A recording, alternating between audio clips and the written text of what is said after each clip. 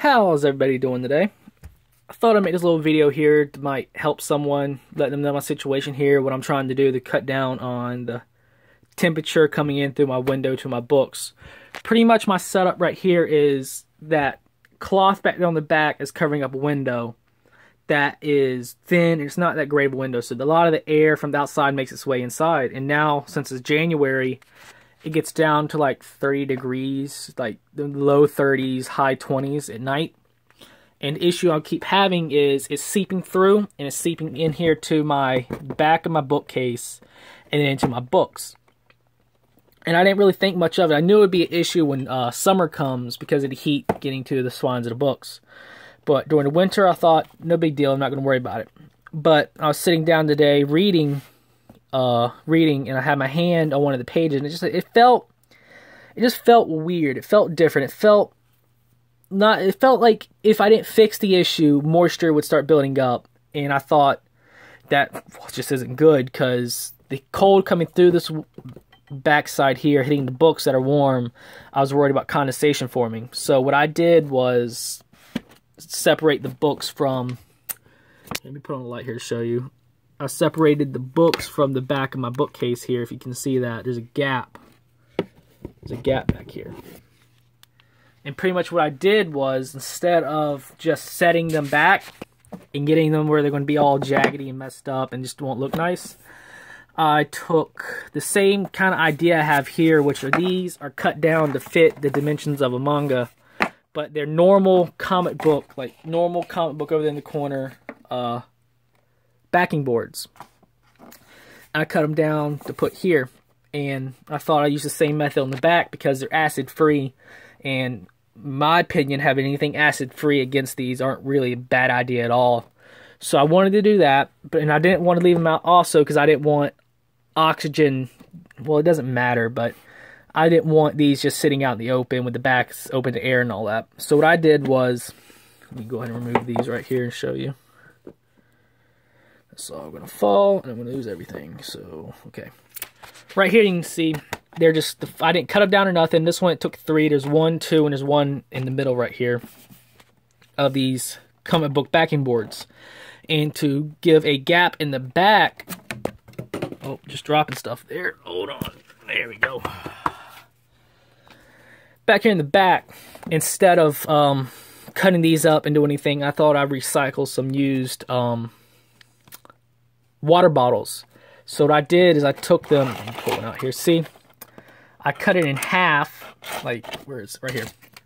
I cut it in half and cut the top off so it fits down a little bit, so you're not seeing the tops popping up here. And what that does is it gives me a gap that gives me a little bit of a cushion, and also lets air flow up and out. And I have them lined all the way across here, covering the whole back, up here and down here as well. Down here you can see my fingers back here. Can you see that? Yeah. So that gave me the distance from the back, which I'm hoping will cut down on the temperature being exchanged from the back of my bookcase into the manga, which will cut down on the, like I said, it's not moisture, but it looks like the potential to become moisture in the books. So I just did this today, so I haven't really tested it, but I wanted to make this video. 4, 5, is that it? Yes. I wanted to make this video to show what I'm talking about, and it might help one of you guys. It might, if you're having the same issue I'm having, I think it's going to help a lot. It still gives me that nice clean line that I really wanted. It gives me a little bit of cushion, which I think is actually going to be a bonus to have them kind of give a little bit so the pages don't get creased or nothing, which, yet again, I don't think is going to be an issue anyways. I could have very well just put them right here on the end, like this, which would have been just fine. But the issue with that is I have a cat over there that's staring at me and wants to destroy everything I have. So I need this kind of lip here to keep him off of that. That's why I have this piece of wood right here to keep him from just walking up back here on the back.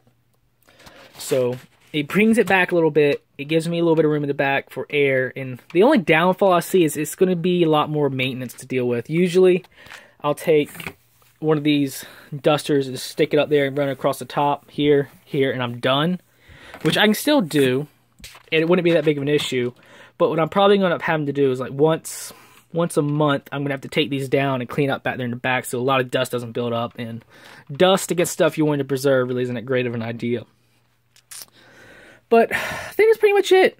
If you guys have any comments on it, if you're having this issue, I'd love to hear if you have this issue as well. And I'd love to hear how you've prevented it, how you've cut down on the issue, what your point of view is. I can't really move this bookcase because I have shelving here, and it's a short bookcase as well. It's not a full bookcase, so I can't really move it.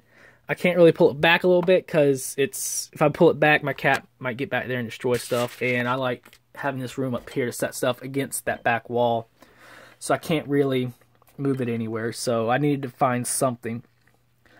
If you have any other suggestions that might help, if you've tried this and it doesn't work, I'd like to hear that too. If you think it's a good idea and find a way I could improve it, great. But I think it's not that bad. I get recycled water bottles, and I keep a nice acid-free barrier back here in the back, which I think is always a bonus. So if you guys enjoyed it, please let me know what you think. I'll give you an update in a couple weeks. I'd like to see how it's doing. I want to see, hopefully the temperature will drop down really low. Like right now in the 30s, I don't think I'm going to have the issue with the condensation. But if the temperature would drop down to like the teens or low 20s, I think then most definitely I'd have an issue with the cold from the outside meeting the heat from the inside and causing issues against my books. So if that happens, I'll do a follow-up video on the condition of what happened, if the moisture does occur. If not, I don't know if it will anyways, but it's something I want to keep an eye on. But I think that's about it. Alright, well, I hope everyone enjoyed this video. Please leave a comment. I might do a little blog post and take some good pictures. And I'll post that, probably just to Reddit. That's where I'm going to post the video anyways. So, everyone have a great day.